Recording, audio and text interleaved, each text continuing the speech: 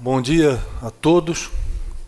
Inicialmente quero cumprimentar o conselheiro Luiz Roberto Rebst, vice-presidente do TCE, engenheiro civil, colega de profissão.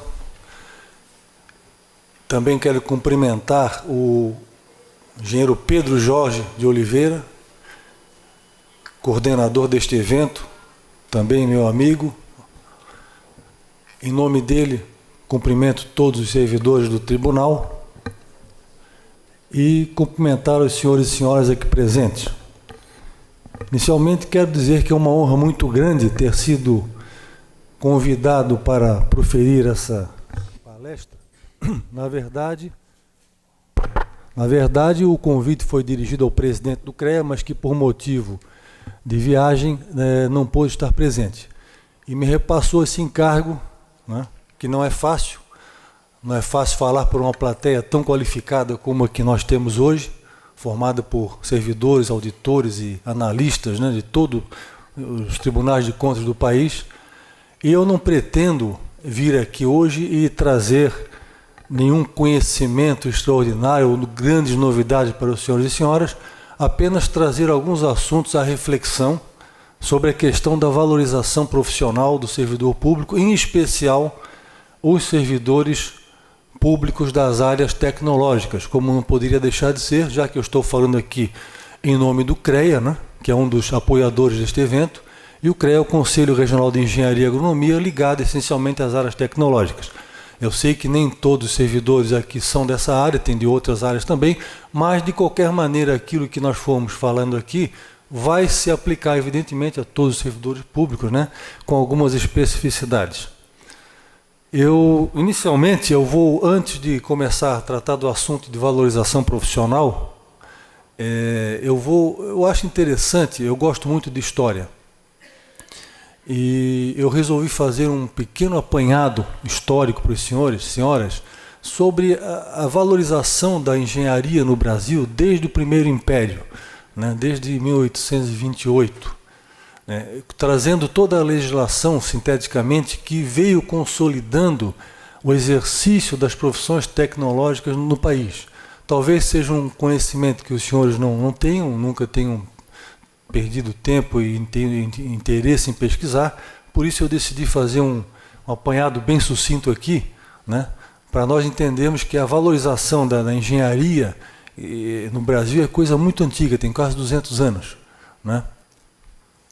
Tudo começou em 1828, né, com a Lei de 29 de agosto, que estabeleceu regras para a construção de obras públicas, né?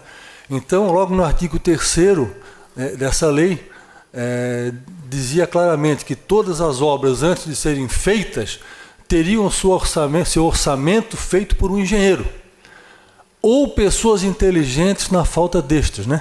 Porque como eram muito poucos engenheiros naquela época, e eu também não sei se havia muitas pessoas inteligentes, então o imperador, ao publicar essa lei, ele teve que ter o plano B, né? O plano A seria contratar os engenheiros, o plano B é buscar pessoas inteligentes para fazer os orçamentos. Então, desde aquela época, o orçamento de obra era considerado uma coisa séria, né?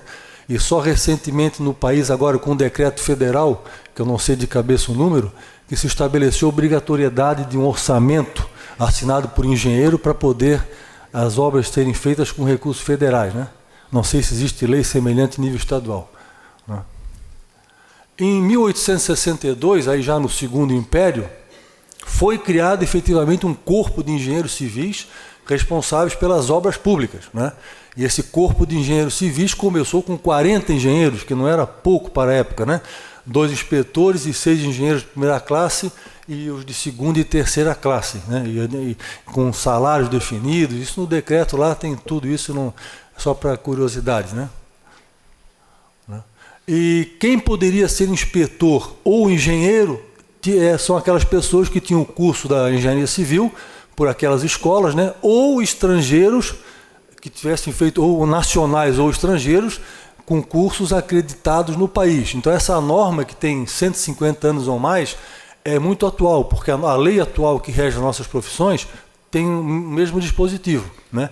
Um nacional ou um estrangeiro que queira exercer engenharia no país e cujo diploma tenha sido expedido no exterior, tem que fazer todo um processo de revalidação e acreditação junto às universidades e ao CREA para poder exercer a profissão. Então essa norma aí é bastante atual.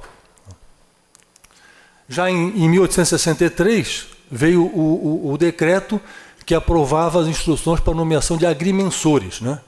E também estipulava uma série de condições para que os agrimensores e engenheiros geólogos pudessem ser habilitados, né, a desempenhar suas profissões. Em 71 foi renovado o regulamento de engenheiros civis, atualizado, e em 1880, né, foi o decreto 3.001 estabeleceu os requisitos que os engenheiros civis, geógrafos, agrimensores e bacharéis deveriam ter para exercer empregos ou comissões de nomeação no governo. Preocupação com a qualificação, naquela época, do servidor público das áreas técnicas, né? E aí houve um interregno, já estamos agora no governo Vargas, né? 1933, e nesse governo Vargas foi o que se deu início, na verdade, à grande regulamentação da maioria das profissões regulamentadas por conselhos profissionais que temos hoje no país. Então, em 12 de outubro de 1933, veio o decreto 2396, que regulamentou a profissão agronômica, né? Não é por nada que o dia 12 de outubro é o dia do engenheiro agrônomo, em função da data da publicação desse decreto. Logo em seguida, em dezembro do mesmo ano, veio aquela que seria a norma mais importante, que criou, de fato, né, o sistema CONFEA-CREA, né, regulamentando o exercício das profissões de engenheiros, arquitetos e agrimensores. Por enquanto, os agrônomos não estavam ainda nesse sistema. Mais tarde é que foi unificado e os agrônomos passaram a integrar o sistema CONFEA-CREA. E dia 11 de dezembro, por conta disso, é o Dia do Engenheiro, né? O próximo marco significativo, né, na engenharia, na agronomia nacional, foi a Lei 5.194 de 66. Lei que se encontra em vigor até hoje e que regula e regulamenta as profissões, o exercício das profissões de engenharia, agronomia e também, por extensão, outras profissões que foram agregadas ao sistema CONFEA-CREA, como a geologia, geografia, meteorologia e os técnicos de nível médio e os tecnólogos. É o maior sistema profissional do mundo, é o sistema CONFEA-CREA. Né? O estabelecimento de conselhos e ordens profissionais no país tem um fundamento na Constituição, isso desde 1934. Né? Lá no artigo 5º, inciso 13 da nossa Constituição, determina que é livre o exercício de qualquer trabalho, ofício ou profissão, vírgula, mas atendidas as qualificações que a lei estabelecer. Então, essa segunda parte desse artigo é que dá uma matriz constitucional para todas as leis, né, que criam os conselhos e as ordens profissionais. Mesmo sendo livre o exercício de qualquer profissão, a lei vai estabelecer quais as condições efetivas, objetivas e subjetivas que alguém deverá possuir para poder, então, exercer determinada profissão ou ofício, desde que o Estado entenda que aquela profissão e ofício deva sofrer algum tipo de regulamentação. Nós temos hoje no país, são 29 conselhos profissionais e ordens profissionais, né? E outras tantas profissões regulamentadas que não dispõem de conselho, mas que possuem leis regulamentadoras. Por exemplo, guardador de automóveis, peão, boiadeiro, e tem outras tantas leis aí, até meio sui generis, né, que regulamentam determinadas profissões. Outro marco importante do sistema CONFEA-CREA foi a Lei 4.950, de 66, que pela primeira vez estabelecia um piso salarial para os profissionais da engenharia, química, arquitetura, agronomia e veterinária. Né?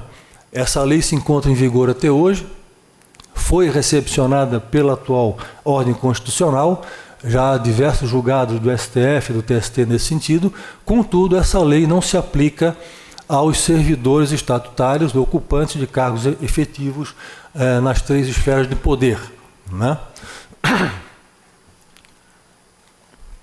Por fim, eu acho que outra lei muito importante é a Lei 6496 de 77, que criou talvez o mais importante mecanismo de fiscalização do exercício profissional de engenheiros e agrônomos, que é a anotação de responsabilidade técnica né, que os senhores aí têm conhecimento do que se trata, um documento importantíssimo que fixa, né, de forma legal a responsabilidade técnica de qualquer profissional do sistema ao praticar uma atividade, seja um projeto, uma obra, uma consultoria, enfim, né? E além disso, essa lei criou a mútua de assistência. Na verdade, a lei não criou, a lei propiciou que o próprio Conselho Federal criasse a sua mútua de assistência profissional, que é uma entidade privada cujo objetivo é prestar assistência aos engenheiros, arquitetos, né, empréstimos para diversas finalidades. E se alguns dos senhores aqui, integrantes do sistema Confea-CREA, não for sócio da mútua, eu recomendo que entrem, que se associem, é muito barato, R$ 130 por ano para ser sócio da mútua, e há muitos benefícios importantes, né? Inclusive um deles que a gente nunca quer utilizar, mas que é o auxílio funeral, né? E eu espero que demore bastante a utilizá-lo, né?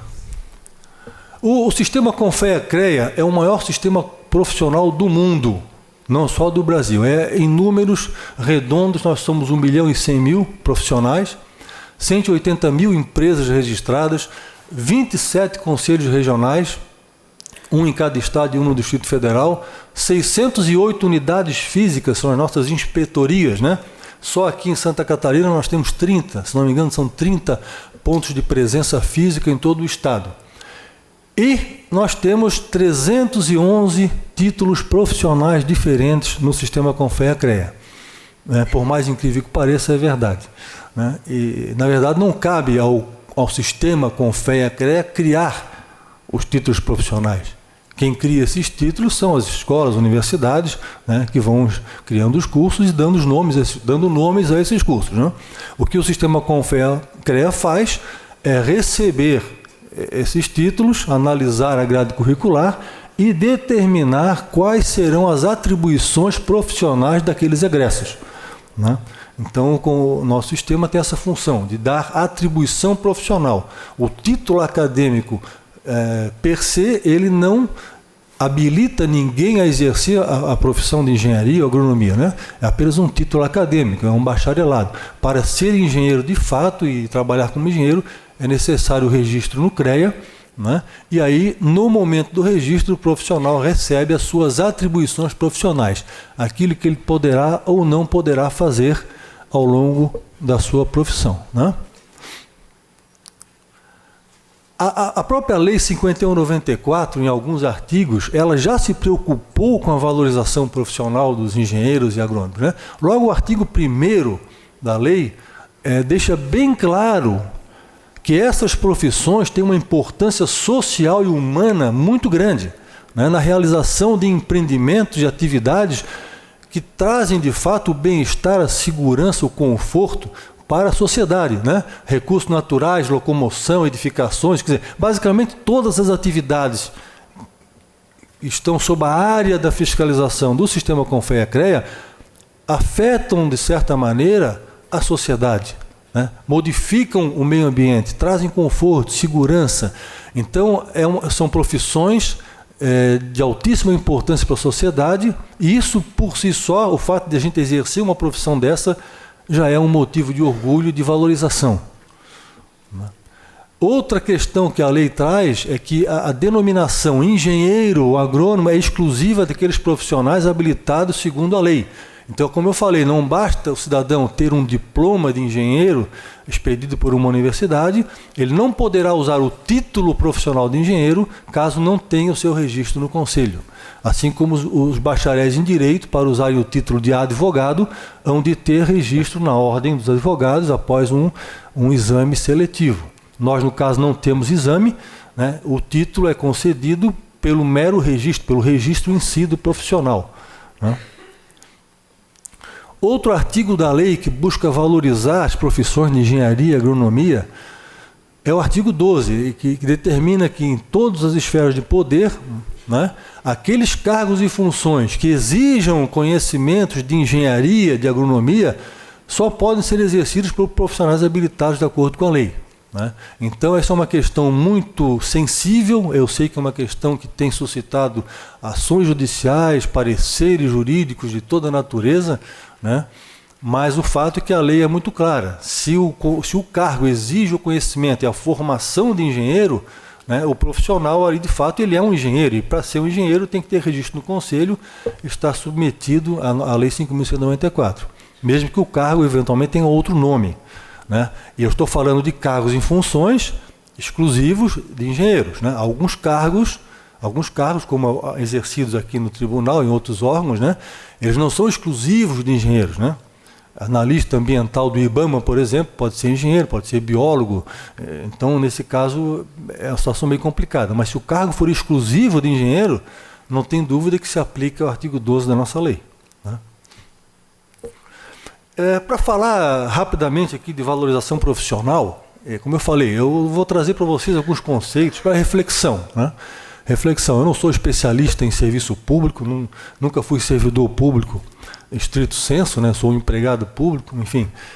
Mas eu vou trazer alguns conceitos porque são importantes que vocês reflitam um pouco sobre essa questão da valorização.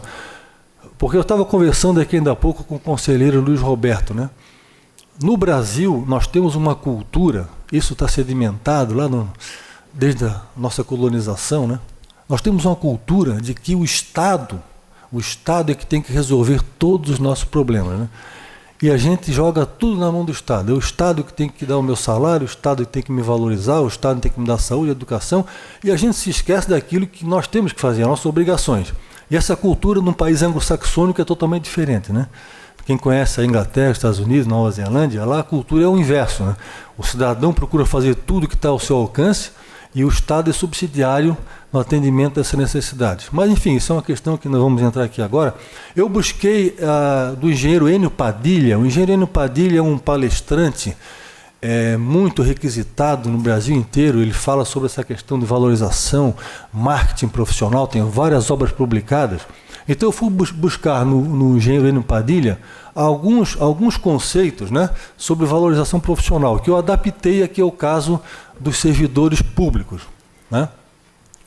O primeiro conceito que o engenheiro Enio nos traz, na última obra dele, sobre a questão da valorização, é a dignidade. Né? Ele coloca isso de uma forma clara. O que é a dignidade? Dignidade é o respeito que a própria pessoa se impõe e impõe aos demais. Por meio do quê? Por meio das suas atitudes. Não é? Aí nós estamos falando em ética profissional, retidão de caráter, princípios, honestidade, que são conceitos, são valores fundamentais para que qualquer pessoa possa requisitar para si uma dignidade que possa ser reconhecida pelos demais. Né? Então esse é o primeiro conceito de valorização, que aí é uma questão subjetiva e que cada servidor deve refletir sobre ela. Que tipo de pessoa eu sou, que tipo de pessoa eu quero ser. Né? Não adianta você querer que os outros te enxerguem digno se você não se faz digno perante os demais. Né? E o se fazer digno é uma questão subjetiva que envolve caráter, formação, moral, etc., e que vocês conhecem muito bem. Então esse é o primeiro aspecto que eu quero trazer aqui, que eu acho que talvez seja o mais importante da valorização profissional. Né? Que nunca nos esqueçamos que antes de servidor nós somos cidadãos e seres humanos. Né? Servidor é depois. Né? Então a dignidade ela começa lá na infância, vem crescendo ao longo da vida e vai resultar isso quando o cidadão ingressa no serviço público, já tem o seu caráter praticamente formado e vai apenas aperfeiçoá-lo. Né? Outra questão da valorização é a realização. Né? Nós ficamos orgulhosos por aquilo que realizamos como profissionais, seja um projeto bem feito, uma obra bem construída, um laudo técnico, né? E ficamos mais realizados ainda quando esse nosso trabalho ele é feito sem mutilações, sem interferências indevidas. E agora eu tenho que fazer um comentário aqui, eu não tenho nada contra os políticos, né? Mas infelizmente nós temos no país uma cultura, não é um país não, uma cultura de que o cidadão assume um cargo político, um prefeito. Ele vira engenheiro, vira médico, vira dentista, o cara parece que assume todas as profissões, né?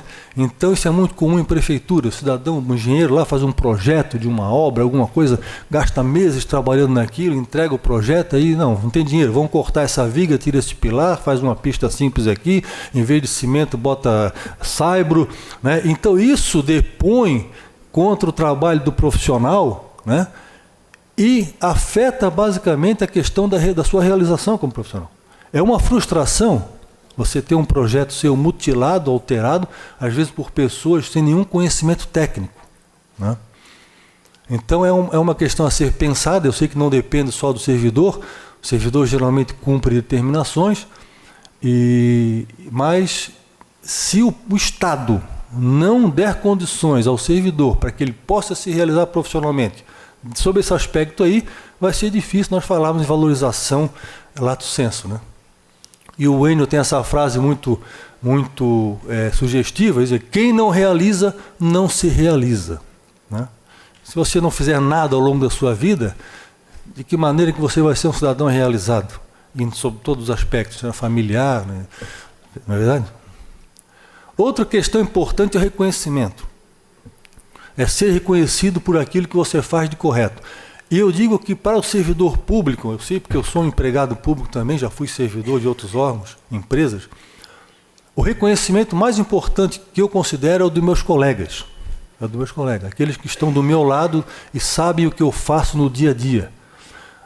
É muito bom, às vezes, ter um reconhecimento do diretor, do chefe, olha, você fez um trabalho bom, mas aquilo, às vezes, é um discurso vazio, né? É um discurso vazio. O cidadão quer agradar o servidor, dá um tapinha nas costas e joga uma frase de efeito, né?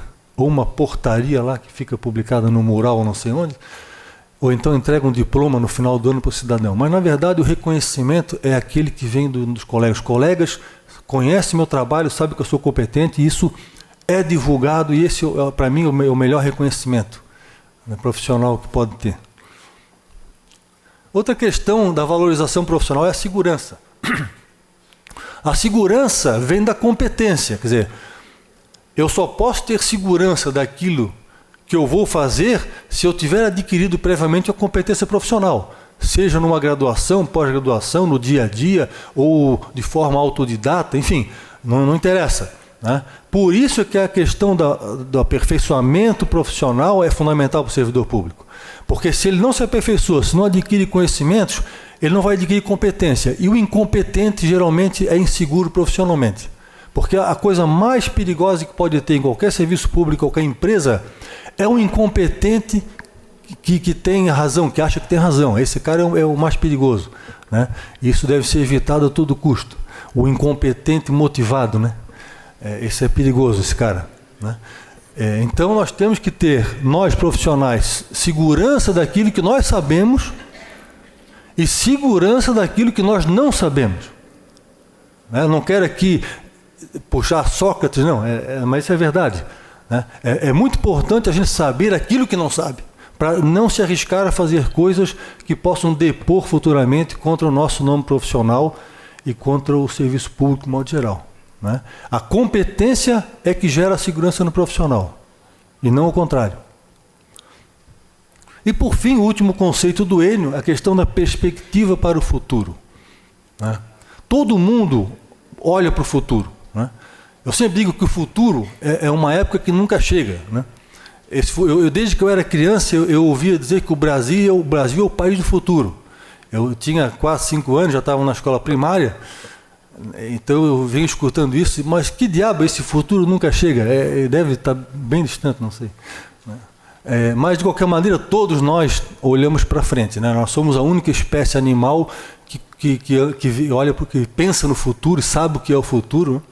E se o servidor não tiver possibilidade de vislumbrar um futuro para ele jamais vai se valorizar ou ser valorizado, né? Vai ficar fazendo aquela rotina diária ali, levando o seu vencimento para casa, fazendo a sua viagem anual para Miami para comprar muamba e tal, mas e daí, né? Em termos de valorização profissional, nós não teremos conseguido muita coisa. Importante também é o aspecto externo, é o plano de carreira, né? Se o órgão ou entidade não der essa perspectiva ao servidor, também não adianta ele estar muito motivado, porque ele vai bater com a cabeça na parede, né? Um teto, enfim, né? Não vai ter uma perspectiva. Então tem que se combinar a motivação interna com as possibilidades externas que são oferecidas ao servidor, né? Na verdade, nós podemos dividir essa questão da valorização profissional em 3 aspectos. Eu vou falar aqui agora, mais especificamente, do sistema Confea-CREA, né? Não sei quantos aqui. Quantos aqui são do sistema Confea-CREA? Só para eu ter uma ideia. Levanta a mão, por favor. Olha, a maioria, fico feliz, é a maioria, né? Então eu estou falando para o público correto, tá certo? Nada contra as outras profissões, mas hoje aqui vocês são minoria, então tá bom. Nós somos a maioria. Pois bem, então eu estou falando para o público correto, né? Então eu vou abordar a questão, 3 aspectos de valorização profissional. O primeiro aspecto é aquela valorização que vem de dentro. Que vem de dentro. Como eu falei, se o servidor não se ajudar, é difícil que alguém vá ajudá-lo, né? Então a primeira coisa que o servidor tem que ter, na minha visão, é identidade com a instituição. Ele tem que se identificar com o lugar onde ele trabalha, com aquilo que ele faz, com a missão, com os objetivos, né? Inclusive porque o servidor está ali servindo a sociedade que lhe paga o salário. Então ele tem que estar identificado com a sua atividade, tem que estar feliz naquilo. Caso contrário, não adianta nada ter bons salários, dentista, médico, se ele está ali sem identificação nenhuma, fazendo o tempo passar e esperando o futuro chegar, que um dia o futuro chega para todo mundo, né? Outra coisa, o processo de qualificação contínuo também depende do servidor querer se aperfeiçoar. Não é só esperar que a entidade, o órgão, lhe ofereça cursos, né? Tem que buscar, tem que ir atrás, tem que fazer cursos por conta própria, voltar para a universidade, fazer pós-graduação, enfim, é uma questão fundamental. A busca da eficácia e eficiência são conceitos de engenharia típicos, né? Eficiência e eficácia, né? Esse é aquele famoso exemplo. Qual é a diferença de eficiência e eficácia, né? Se eu pego um canhão para matar um pardal, né, eu fui eficaz, mas eu não fui eficiente, certo? Um exemplo. Então não adianta só trabalhar, você tem que fazer as coisas com menos recursos, no menor tempo possível, com o melhor resultado. Isso aí, no caso, né, é a eficiência. Comprometimento com o serviço público, com a sociedade, né? Isso é até desnecessário ficar repetindo isso aqui, né? Porque nós somos servidores da sociedade, né? De modo qualquer. Então, se nós não tivermos comprometimento com aqueles que nos remuneram e para quem nós trabalhamos, nós estamos efetivamente no lugar errado. Nós não temos vocação para ser servidor público, né? Outra questão importante que eu acho que o servidor tem que atentar para isso é a participação em entidades, sindicatos, associações, onde se vocês discutem seus direitos, né, discutem as reivindicações, cria-se um corpo, cria-se uma entidade, uma identidade de classe entre as pessoas daquele grupo. Isso é importante, eu acho que é uma grande questão de valorização que muita gente não dá muita importância. Eu acho importantíssimo você participar de órgãos de classe, nem que seja aqui no seu trabalho, associação de funcionários, ou de engenheiros, ou sindicato, enfim. Isso é porque essas entidades todas, elas lutam e trabalham continuamente pela valorização profissional. Eu posso dizer com toda tranquilidade, porque fui presidente da Associação Catarinense de Engenheiros, fui por 10 anos diretor lá, fui diretor do Sindicato dos Engenheiros e estou há 35 anos em entidade de classe. Então, tem muita gente lá dedicada, trabalhando diuturnamente pela valorização profissional. Isso eu posso afirmar para os senhores, né? E o que o sistema Confea-CREA pode fazer, né, ou está fazendo, para a valorização dos seus profissionais? Isso é uma pergunta que sempre nos chega lá no CREA e que nós temos a resposta padronizada já na ponta da língua, brincando, mas nós temos que demonstrar, né, como integrantes do sistema Confea-CREA aquilo que o sistema pode fazer ou está fazendo pelos profissionais. E não é pouca coisa. A primeira atuação forte do sistema Confea-CREA na valorização profissional é a luta pelo cumprimento da lei do salário mínimo profissional. Nós sabemos que essa lei não se aplica aos servidores públicos, né, só às empresas privadas, mas, de qualquer maneira, o CREA é sensível à situação salarial, eu diria, a situação de vencimentos alarmante, né, em especial daqueles profissionais de prefeituras, né. No Estado, a situação é melhor, mas nas prefeituras, de modo geral, os profissionais do sistema Confea-CREA têm vencimentos que beiram o ridículo. E aí, como você não pode invocar a Lei 4.950, a atuação tem que ser política, né? Porque salário depende de lei orçamentária, que depende de votação, projeto de lei, de votação na Câmara e tal. Então, o CREA tem feito um trabalho muito forte nas prefeituras, político, né? Temos ido aos prefeitos, temos encaminhado ofícios, mostrado aos prefeitos, especialmente, a importância de ter profissionais no seu corpo técnico, né? Esses profissionais que vão fazer projetos. Sem projeto não tem recurso federal, sem projeto não tem recurso estadual. Quer dizer, se a prefeitura não tiver um corpo técnico mínimo para fazer os projetos, o prefeito não vai poder realizar praticamente nada. Isso ele tem que ter consciência, né? E o CREA tem trabalhado em cima disso também.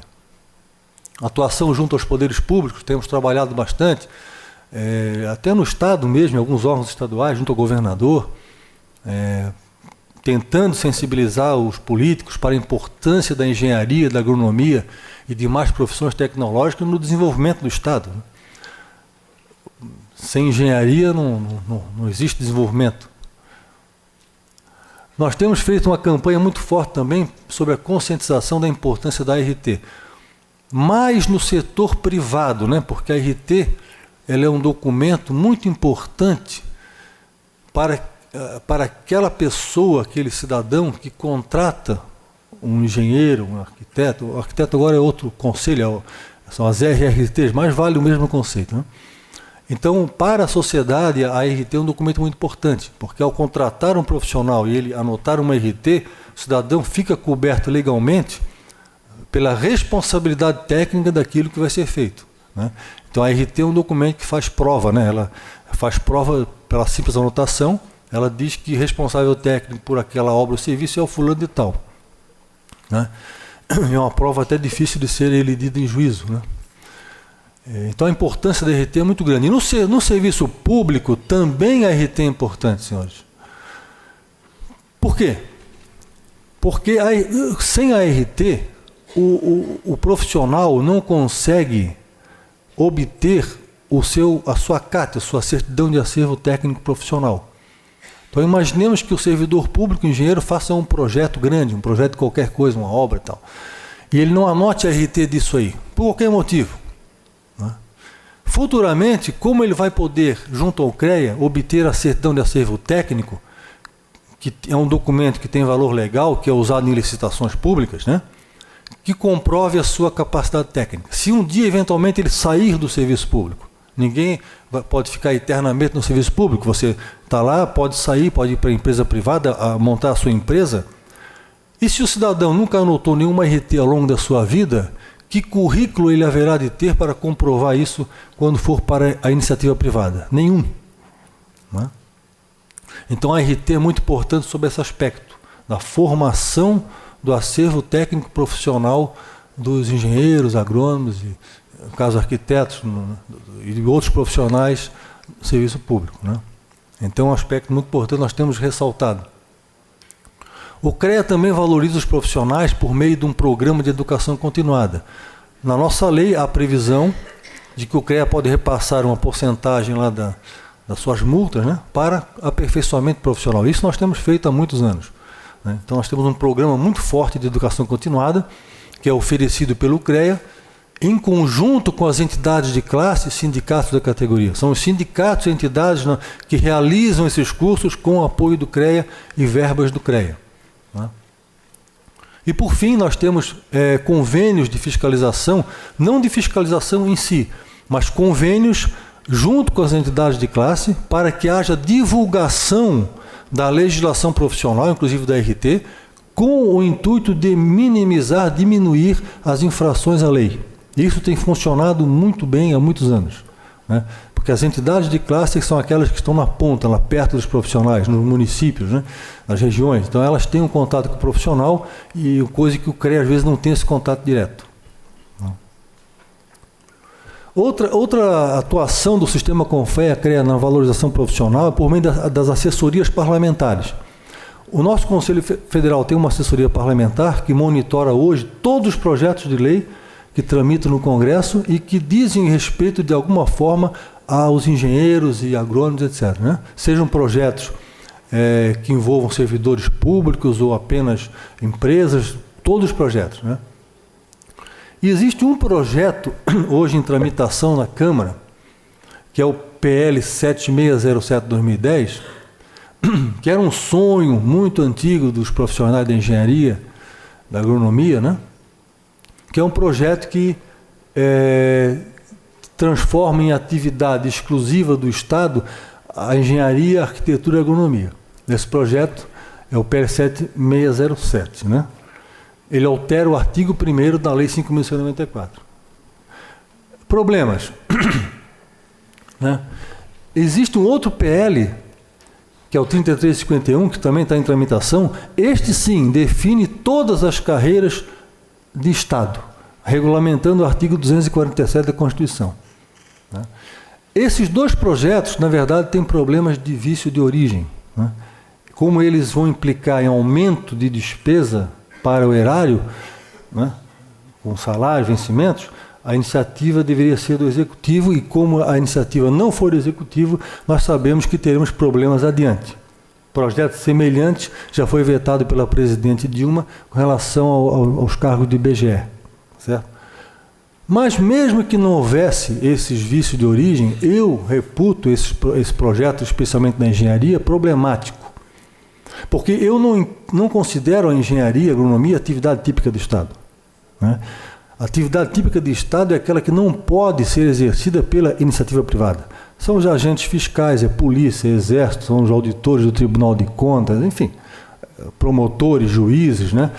Funcionários de tribunais, enfim. Então, a iniciativa privada não pode prover essas atividades. Não pode prover polícia, justiça. Algumas favelas, eles provêm isso aí, né? No Rio lá é comum, eles têm justiça, polícia lá interna, né? Mas isso é uma questão que não vem ao caso aqui, mas que não deveria ser, enfim. Mas, então, esse projeto sofre desse problema conceitual que eu acho que dificilmente vai ser aprovado pelo Congresso. E se vier a ser aprovado, será vetado. Né? Porque a engenharia, apesar de ser importante para o serviço público, importantíssima, né? A engenharia não é uma atividade típica do Estado. O privado, a iniciativa privada faz muita engenharia, até mais do que o Estado. Né? Até mais. Perfeito? Então, em que pese a boa vontade desse projeto, eu não vejo que vai ter um resultado muito bom. Isso não significa que nós não devamos lutar pela valorização da engenharia no serviço público.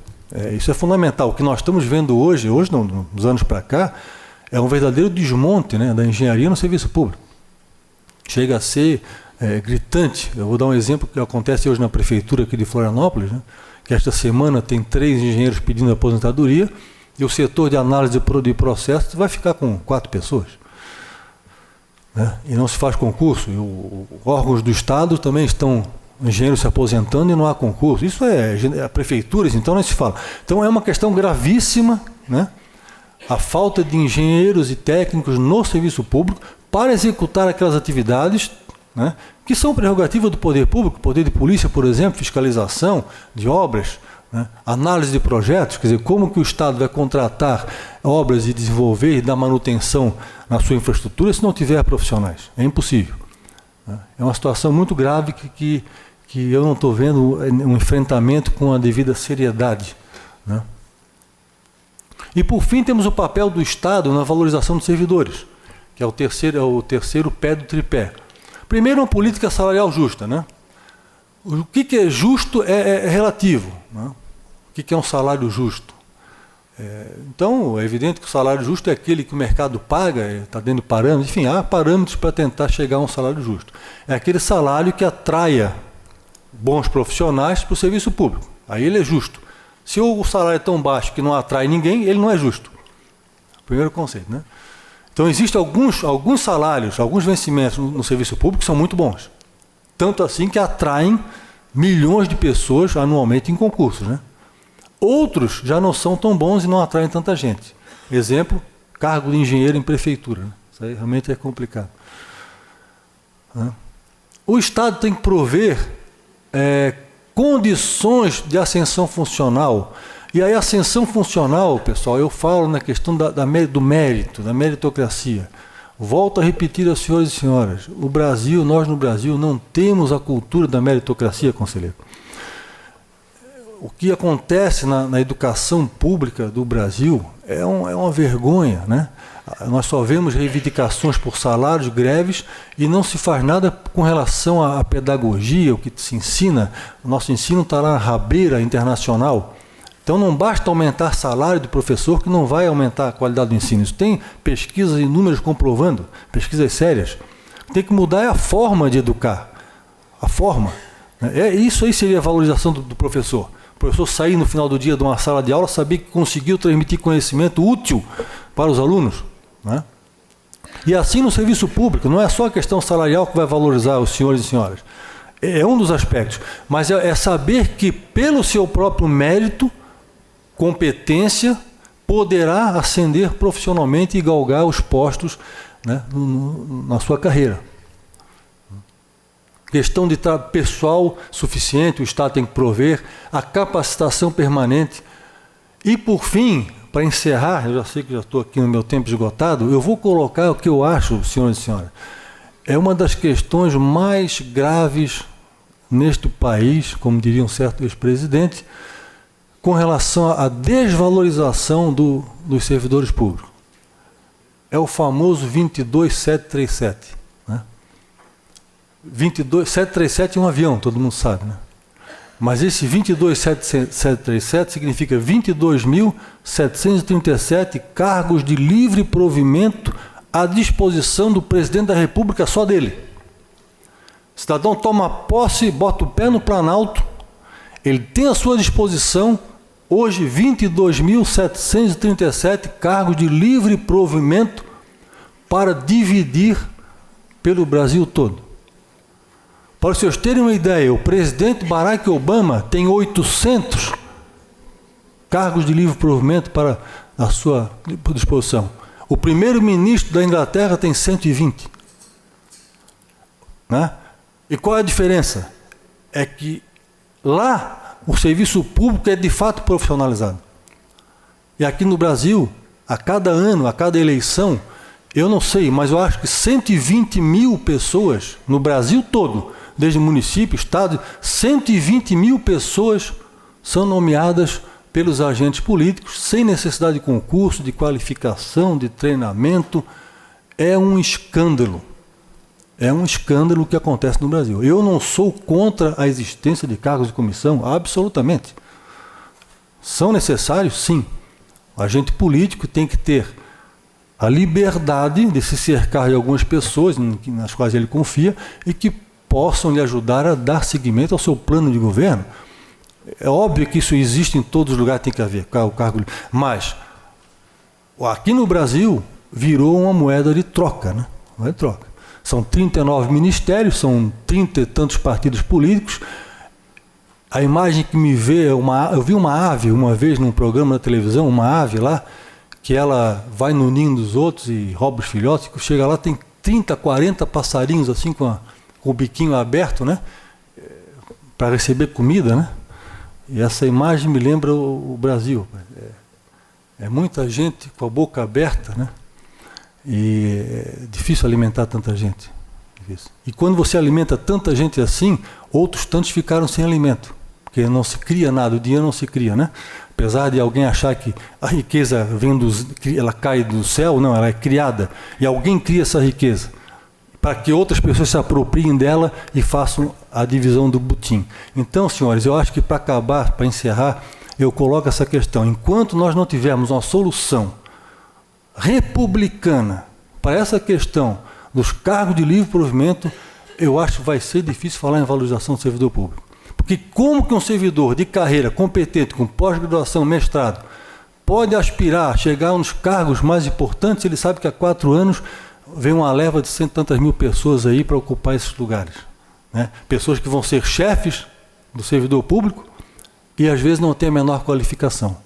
Eu conheci uma cidadã, peguei um avião certa vez aqui para Brasília e tinha uma moça do meu lado com uma criança no colo e fui para Brasília conversando com ela, perguntei: a senhora está fazendo o que em Brasília? Não, meu marido está trabalhando. Só seu marido está lá? Sim. Ah, a senhora é de onde? Eu sou do município aqui do interior, não vou dizer o nome. Município bem pequenininho com 7 mil habitantes. E o que seu marido faz em Brasília? Não, ele trabalha no Ministério da Saúde. Ah, é verdade. E na sua cidade, o que ele fazia? Não, era borracheiro. Tinha uma borracharia lá, era o líder de um certo partido local e foi para o Ministério da Saúde. Esse é um dos 22 mil, esse é o 20º, faltou um para caber. Então, senhores, só para encerrar, eu acho que essa questão é gravíssima. Enquanto não se mexer nisso, esse Brasil eu não tenho muita esperança que possa melhorar, não, sabe? Eu agradeço a atenção de todos, né, e o convite honroso, e fico aqui à disposição, conselho, para se alguém quiser alguma pergunta, né? Muito obrigado.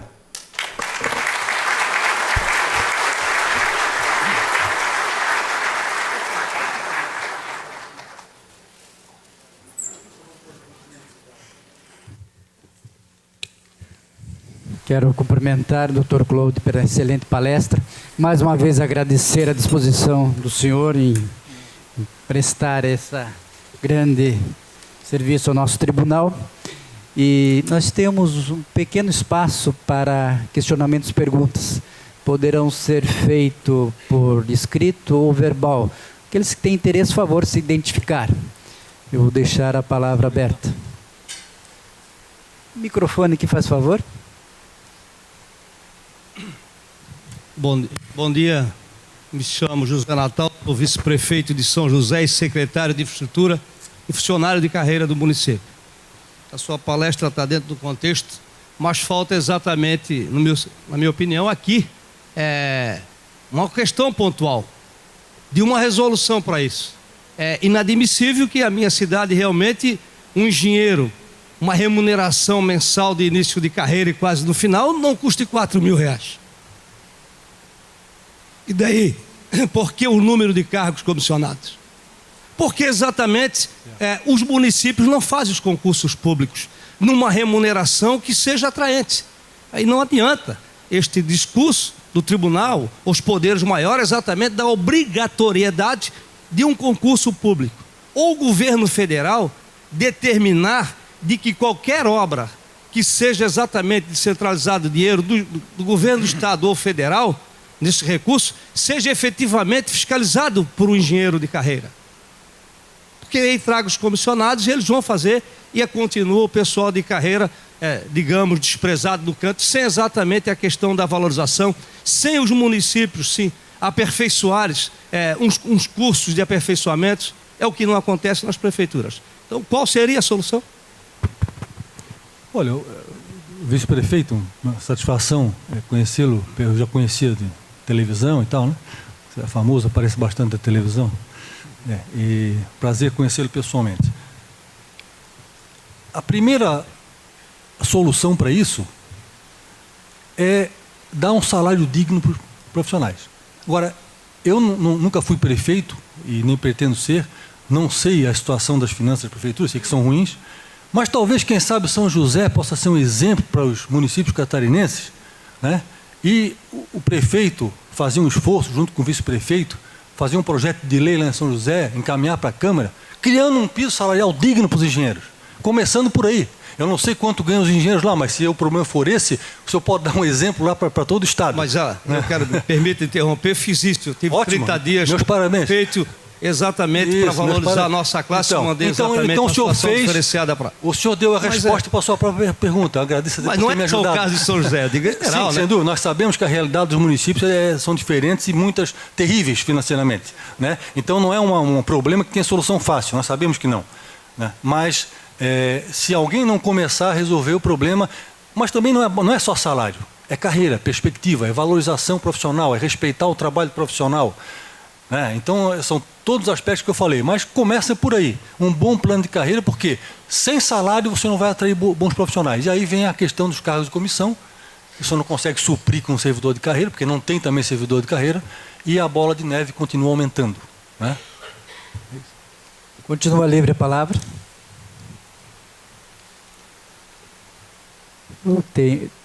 Pois não, o microfone. Ela também teria uma pergunta, mas vou deixar para fazer pessoalmente após, por causa do horário. Por favor, o microfone em cima.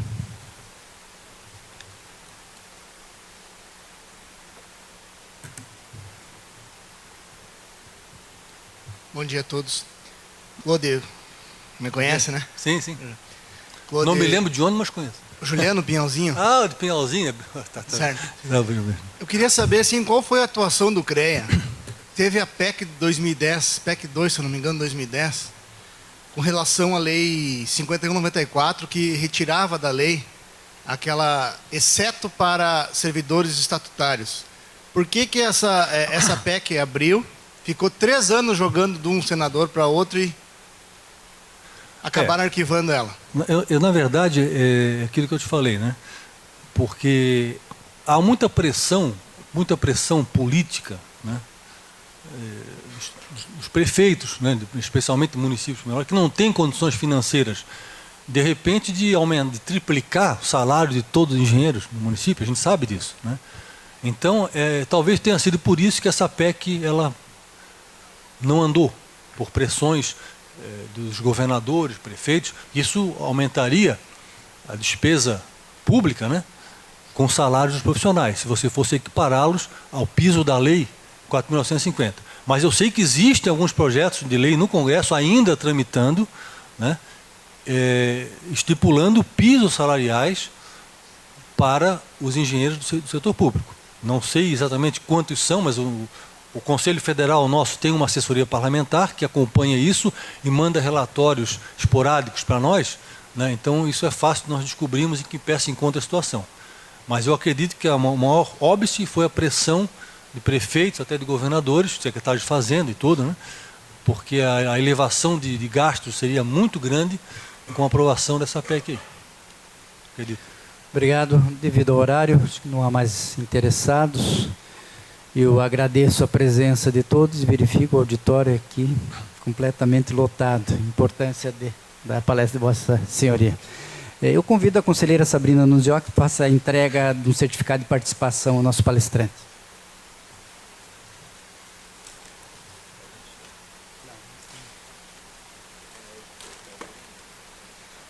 O brinde.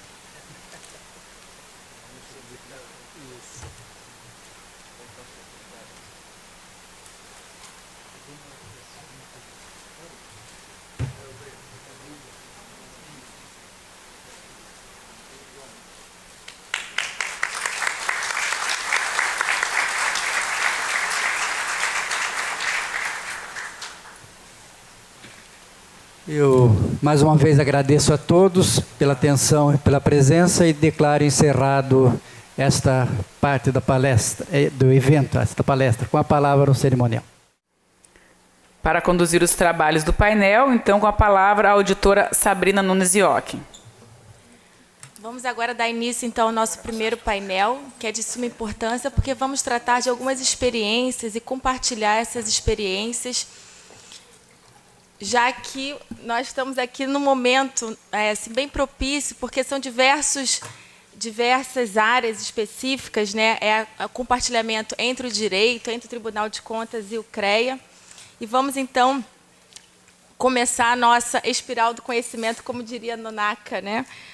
Com a apresentação da Denise Gomel, que é analista de controle externo do TCE Paraná desde 1993, gerente de fiscalização da Diretoria de Fiscalização de Obras Públicas do TCE do Paraná, formada em Arquitetura e Urbanismo pela Universidade Federal do Paraná, 1987, especialista em geoprocessamento pela Universidade Federal do Paraná, em 94. Passo a palavra, então, à doutora Denise Gomel.